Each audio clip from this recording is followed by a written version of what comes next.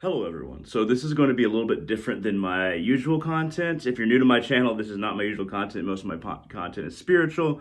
Sometimes I talk about, self-help, even psychology and magic. But regardless, this video is going to be a little bit different. This video was done on the fly in bits and pieces. So this is a Dungeons and Dragons video. I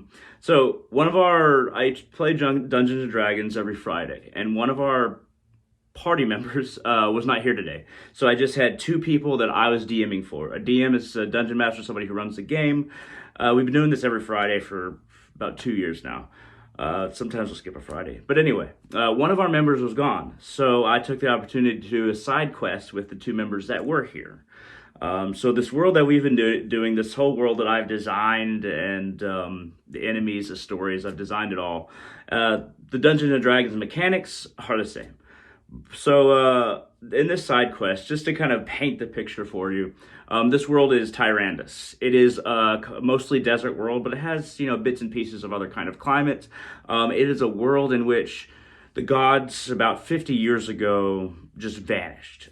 People are not sure exactly what happened, but what did happen is that primordials, one for each of the major elements, rose up. They were supposed to be dead, they were supposed to be gone, but they rose up, these titanic, earth, air, fire, water.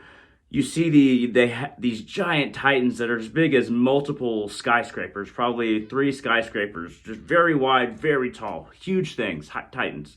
And they began to scour the lands that people couldn't find the gods. The gods were either distant or dead. Nobody really knows, but they began to scour the land to kind of destroy civilization, really cause some really strange kind of happenings with the elements and the climate itself. So most of the population, you have elves, dwarves, humans, the usual Dungeons and Dragons kinds of races, and you have a variety of other ones. So most of the people are dead or died in fighting afterwards, and you have pockets of civilization here and there, cities, towns, very rare, but here and there, and most of them are hostile, kind of go with their own vibe. So they defeated a fire primordial. All kinds of wacky stuff going on there. Some really intense stuff. They figured out that the primordials have some connection to the abyss, and there's gateways that open up to this realm, and the primordials of the elements are working with seemingly demons, and there's something wrong with the hells, and the abyss is where the demons are, and the hells are, where the devils are, but there's something really wrong with the hells, and then the abyss seems to be in league with the primordials for some reason. At any rate, down to the actual side quest. So after defeating the fire primordial, they went north. One of the players' kingdom, it's an elven kingdom in the far north, relatively intact kind of city-state. When they got there, they seemed to be under attack from flying cyclopses, and the air primordial was on a hill nearby, but they can't really see it because it's air primordial. They fought off a major attack by flying cyclopses that are working with the air primordial, probably. And so after they defeated all these cyclopses, that's when our party member is absent for this session. So I decided to put them on a side quest.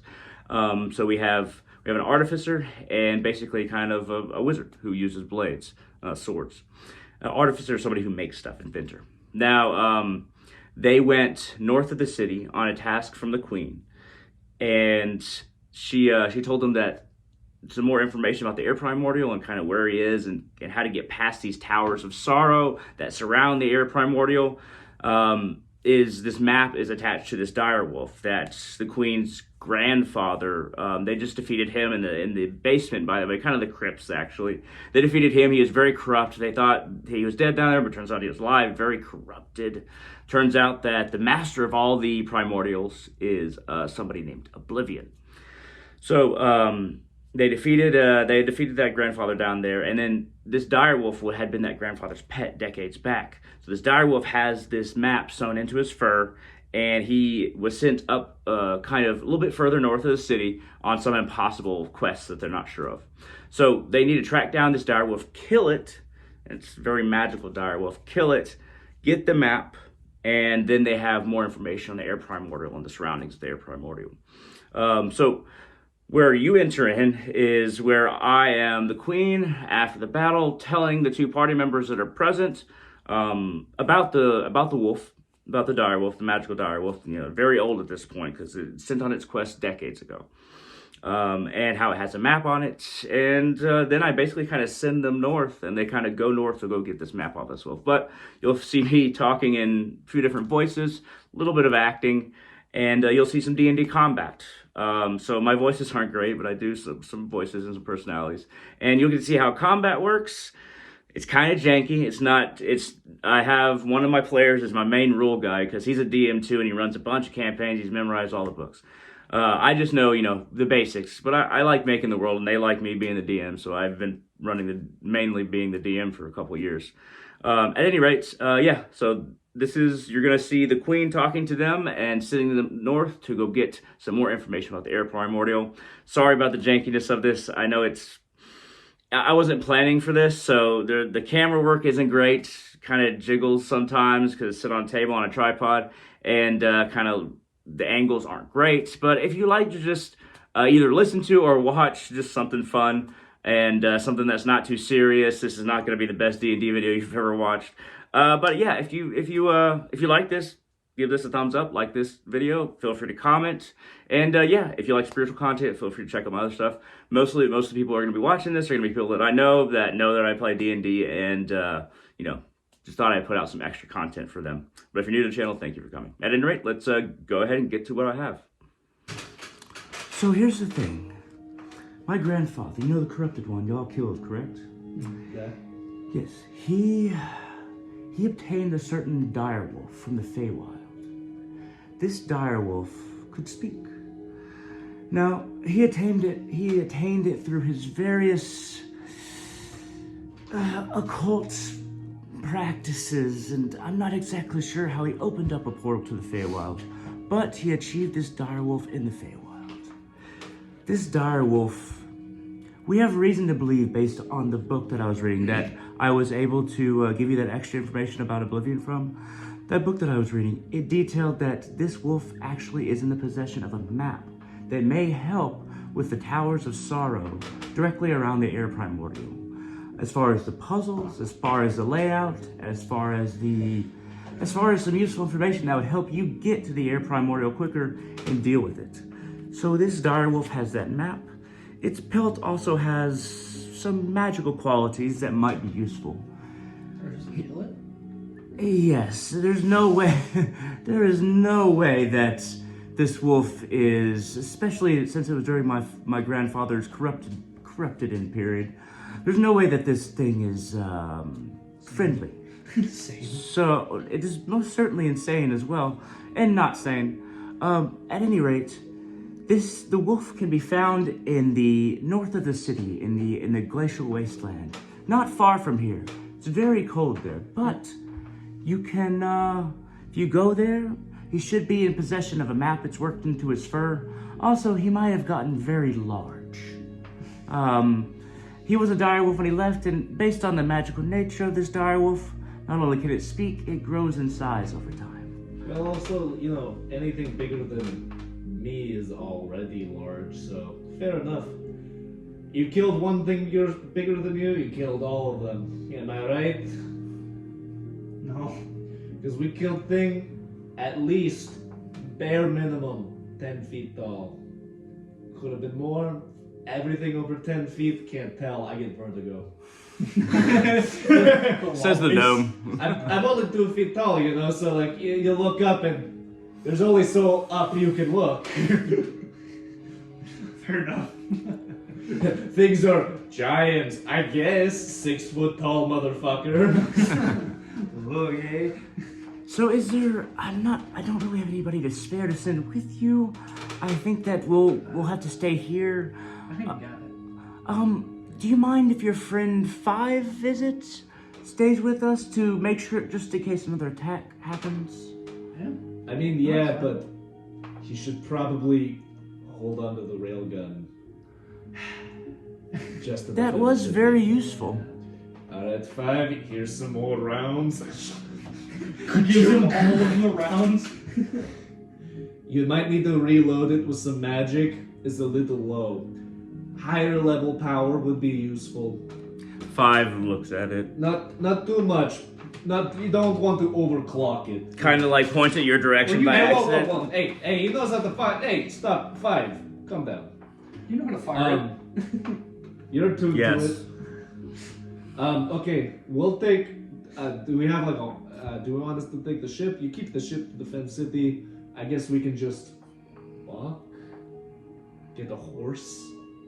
I've been Oh, I'll ride Haste. Farty, and you just get the horse. We can spare a horse. Keep in mind it's going to be very cold. You might want to take some extra, maybe coats or something. It's very cold. We don't necessarily. We were in a desert. We don't necessarily have. Well, I got the nice warm jacket while I was in there. It's a little big for me, but I cut off the bottom. Do you have anything for me? Because I don't. You don't have. Oh yes, I have yes. robes.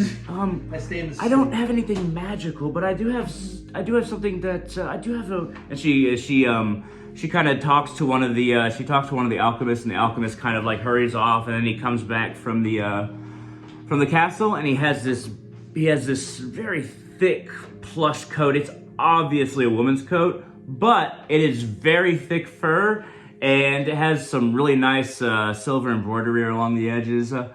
Here you go. This is mine.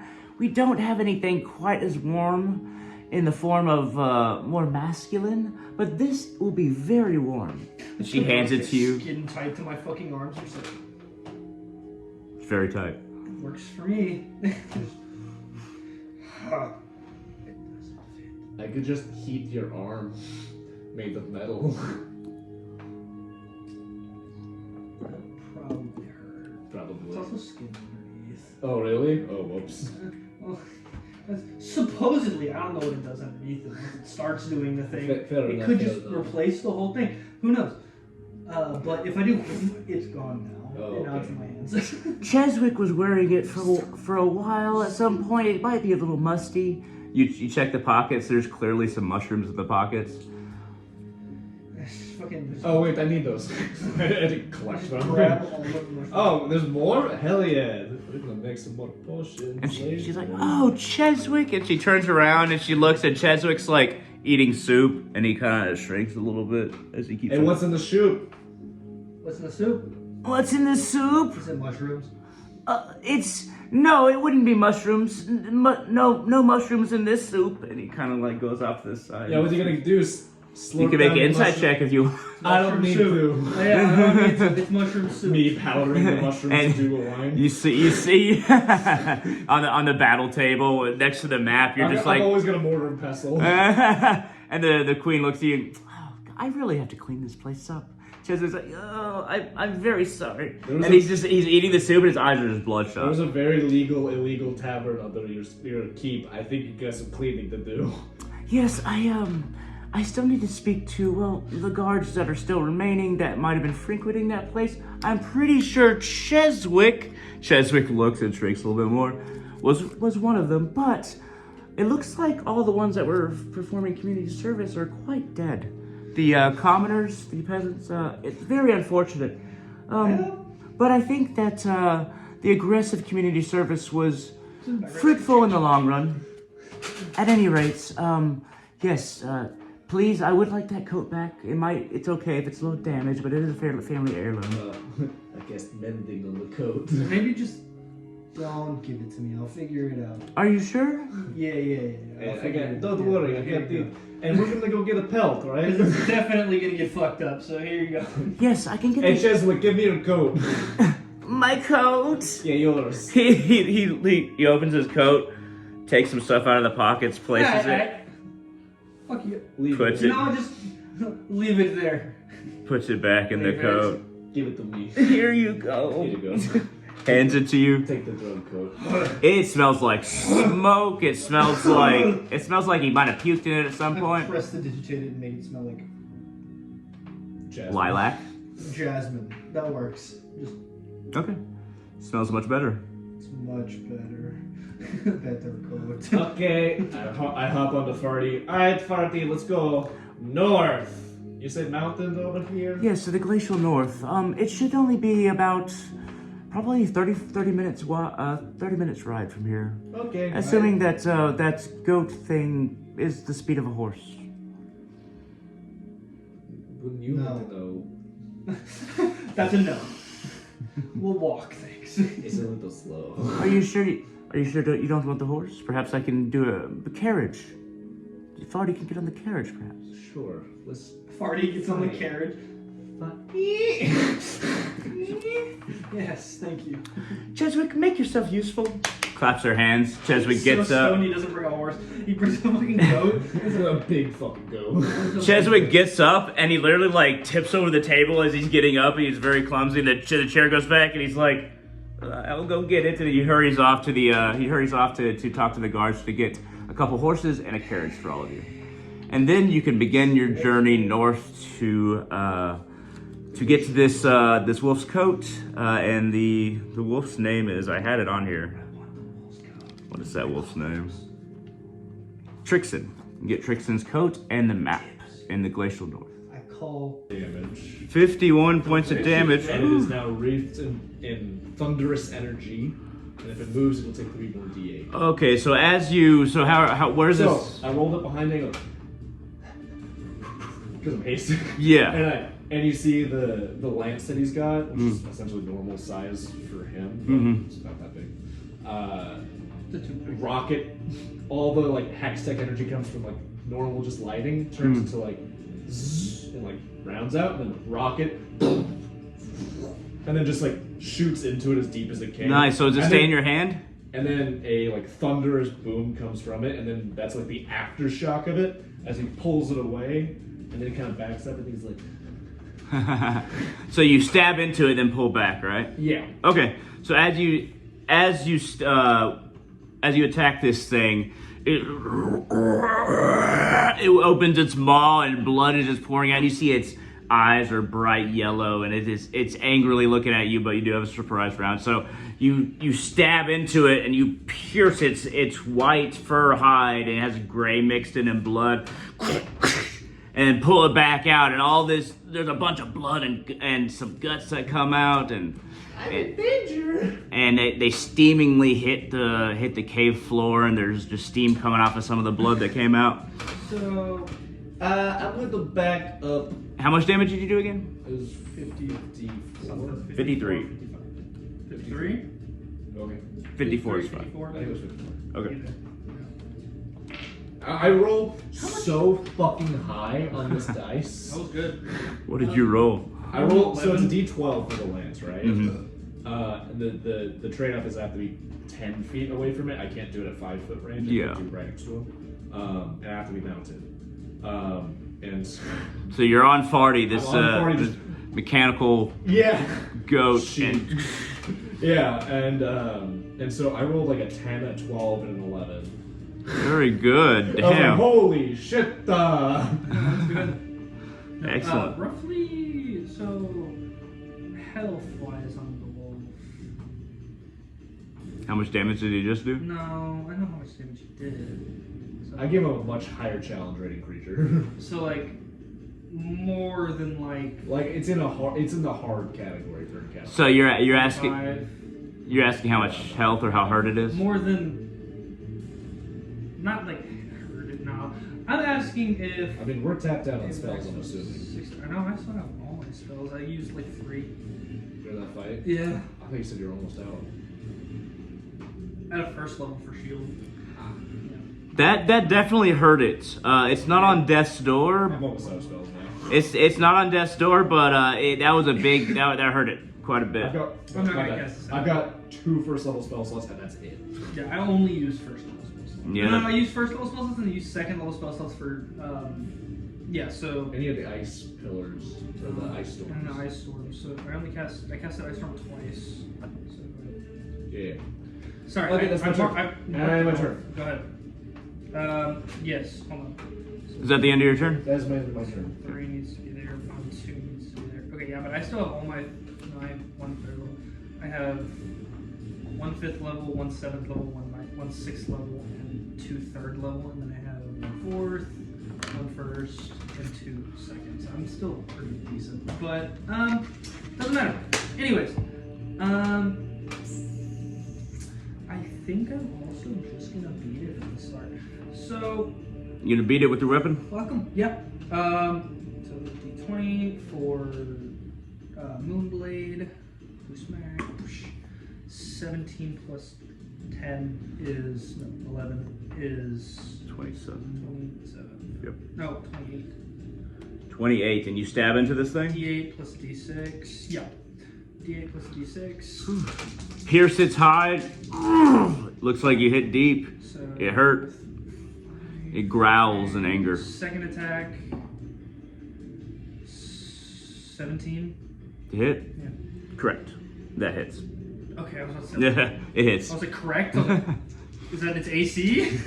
Correct is its AC. No, it's got an armor class of 15. Y'all can know at this Oh, point. okay. So, I just want to make sure because I'm so 5, 8. This lance is aesthetically magical. Mhm.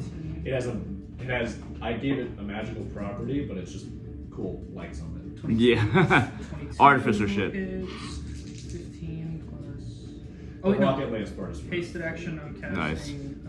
It's got like LEDs along it. Is it? That would change based on what attack you're doing. Oh, nice. It's like a rave rod or some shit. So hasted action, I'm casting Booming Blade for this one. Booming blade. With So your first, 3d8, you did right? your first attack, right? And now you're doing your second attack. Booming Blade is 3d8 or 2d8. The moon blade? No, Booming Blade. Booming blade's 2d8. 2d8. Okay, so Yeah, and then 3d8 if it moves. 3d8. Okay, so 2d8. I need one more d8. I do have No, some. I don't. I had 3 in my hand. Yeah, if it moves on its turn, it's gonna take 68 damage, yeah. But it So also much won't damage. Move on its turn because it's surprised. So Yeah. Y'all got a So- surprise round on it. Y'all snuck up. yeah. Okay, so that was 15 plus 15, 9, 11, 12. So 15 plus 12, 20. 27 damage. 27. Okay, so So, you stab into it again. Wolves and yetis are both ambush I'm predators. gonna, what's it called? As you stab into this thing, you can see it's bleeding a lot now. The blood is dripping down to the floor and it's steaming up. As you stab in it, it is looking pretty hurt at this point. It is bleeding bad. You pulled out some guts. So, yep. Is that the end of your turn? Yeah, I used all my attacks. Okay. Can I bonus action do something else? I'm gonna bonus action throw down my arm and my sword is gonna just. It's all gonna turn into like liquid metal for a second, just, like, and then come down into my hand in like a ball, and then as I slam it down, it's gonna turn into a full long sword. T1000. Yeah. Nice. So, like, you slam it down and it just elongates. Yeah, basically. Very nice. Does it make like a little like metal sound? Is it? It's blade song. Yeah, there we go. Yeah. So I'm already in blade song, so Sing. There we go. and then I hold the blade backwards. So you basically enlarge it as your bonus action, or? Enlarge? No, I don't enlarge my blade. I can't do that. I have arm blade. Gotcha. Yeah, so it's supposed to extend for my arm, but it is my arm. Nice. Gotcha. Okay, now it is its turn. It's bleeding a lot. It is. Y'all heard it quite a bit. It's down to its last legs already, and it actually hasn't even attacked y'all yet. So it's going to claw attack the closest enemy. Let's go ahead and put some characters there on the. I think that hurts bad. I pull back on a lot of stuff. So it is bleeding pretty hard out of wounds that you've carved into its side. It's probably Tarask. And now, you are the closest one to it. I will be the closest one to it. Yes. Okay, so it is going to claw attack you. So it's going to sweep out with its long, gnarly direwolf claws. Ooh, natural 20 plus 11. That's a 31 to hit. That definitely hits. Okay, so claw attack. 2d6 plus 7 plus 2. Okay. So it's 40. It's doubled. Yeah. Oh, yeah, Because that's it's critical. Crit, yeah. Yep. It's not elemental in any way. Is it? Actually, you already started rolling damage. Never mind. I'm not going to do that. And I already used my bonus action, so it doesn't matter. Actually, I didn't use my reaction. I'm not doing it. No, I'm not doing it. Well, 20's automatically hit, so. That's why I have silver barbs. Ah. That was the, Yeah. yeah. Fuck that spell. So you Alright, take 15 points of base damage, and you don't have any resistance to frost, correct? I would hope not. Okay, 15. I haven't been using it if I do. So you take 15 points of damage. You take 15 points of damage as it claws into you, and then you take 7 additional damage. So it swipes at you, and then you take 7 points of frost damage. So this frost damage is, it's just basically in the nature of the creature. But yeah, so you take a total of 22 points of damage as it swipes From the into first strike? Yeah. It's got one more attack. So with its, it's going to take another claw attack. I always subtract backwards. Like I put the number that I'm subtracting by first, and then I subtract, and then I just remove. So the for a second, for whatever reason. does a 24 hit you? Not with shield, and I do cast Shield? Okay. So as you cast your shield, the second attack is blunted, and you are unaffected. It swipes upon your face. It does not contact with your face. Swipes upon my face. It is going to. It is going to whisper. And then, as it whispers out, you smell this wretched, bile that it's been eating upon your face, and you feel the ground shake a little bit, and a couple tentacles wrap around your ankles. Both of us? Mine. Oh, I don't get a just yours. saving throw? Just yours. Yeah, it's a saving throw of 15. Okay, I was like, I don't get a saving What throw. kind of Was it saving? Dex? Saving throw of 15. If you make that, then you are not grabbed. 14. No. Do not make it. You are stationary, and you are you're grasped, and you cannot move. Grappled or restrained? He is restrained. Strained. Awesome. I can get out of that. That's easy enough.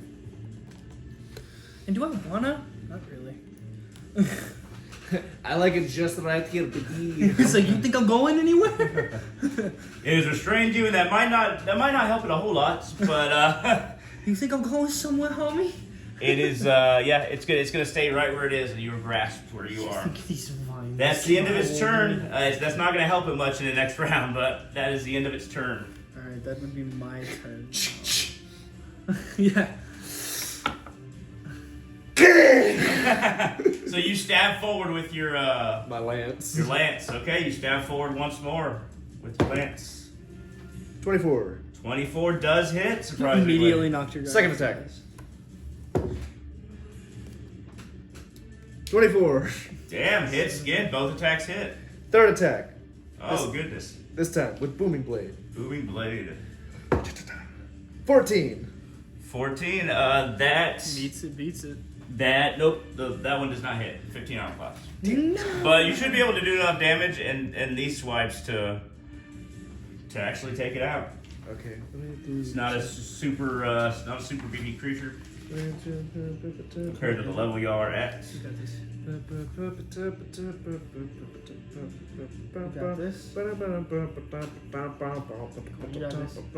Okay, just want to do math real quick.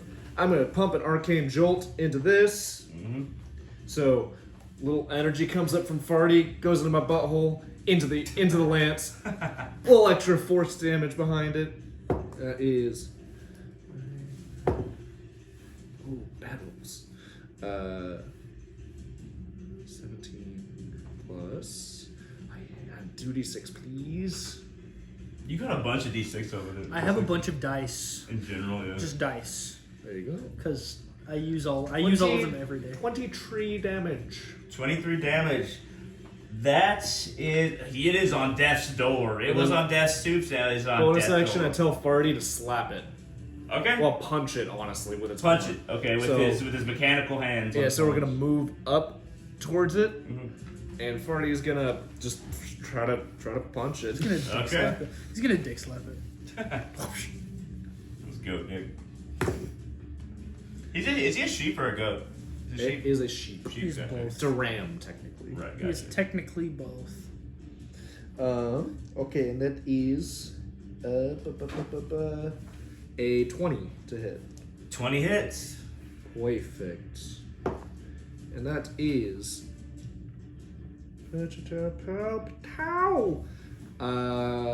That is 13 damage. 13 damage. Punch That it is- right in the schnauzer. That's all you did. Yeah, that's all you needed. So as Farty punches him in the snout, it throws up everything that it was eating, and his face just is like caved in, and his body just evacuates everything that was in it. Evacuates. As it falls to the floor. But when it falls to the floor, you see a ghostly dire wolf kind of just stands up from the fallen carcass, and it looks at both of you and roars once more. And now Knew it was gonna be better. is that the end of your turn? It is standing up. It is standing up once the carcass is on the ground, but the spirit of the wolf is standing. Once Don't more. like that, Farty. Back up. So I'm gonna back up to here. Do you leave the I range? leave its range so I can attack. Okay. whoever wants to. It's gonna take attack of opportunity. So 11 plus 7, 18. Does 18 hit you? Miss. Misses. So it swipes. Unless it was aiming at Farty. Nope. It will. No, it's aiming at you on top of Farty.